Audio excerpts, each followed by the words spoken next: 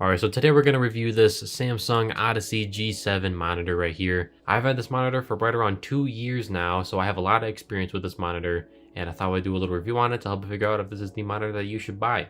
So yeah, let's get started. So first things first, this is a 240Hz 1440p monitor right here with a rated pixel response time of 1 millisecond, which I totally believe it because if we get a window up here that we can move around, you can move this window around pretty quickly and the text is still readable.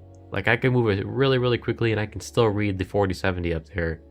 So that means that the pixels are responding super quick and changing color, you know, very quickly, which is really important for a high refresh rate gaming monitor. Now, like I said before, this is a 240Hz monitor, so everything on here is just going to be buttery smooth.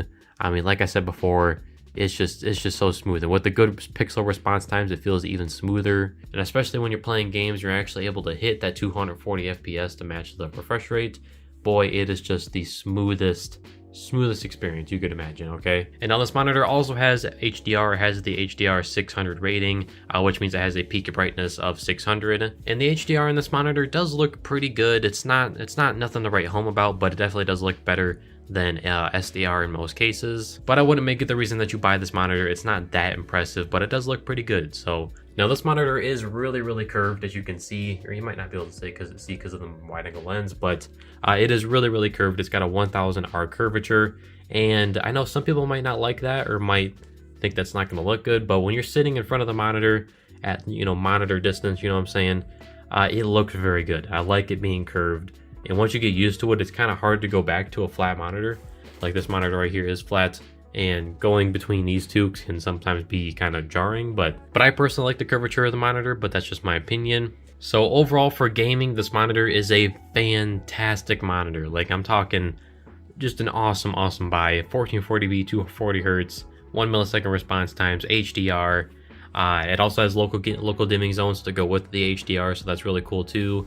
And yeah, for gaming it works great, but if you wanted to use this monitor for some sort of work like video editing or photo editing, this monitor is really color accurate, so it would work great for that as well. And the interface on this monitor is really cool. It's controlled by this little joystick right here, and you can go through the different menus with that. When we click this, we can go up to the main menus and you can see all the different stuff that you can control. And if we go over here, you can toggle on and off local dimming, the core light, which is the lighting that's on the back of the monitor right here.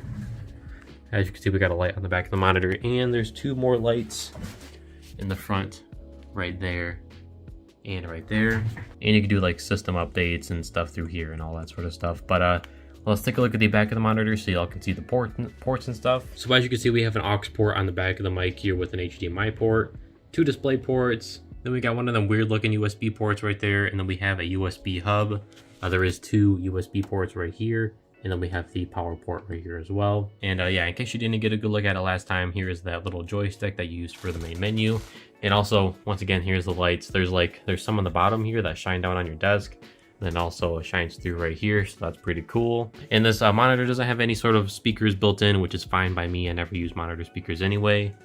And yeah, and as you can see, we're not using the included stand. We're using a monitor arm right now, but the included stand is quite nice.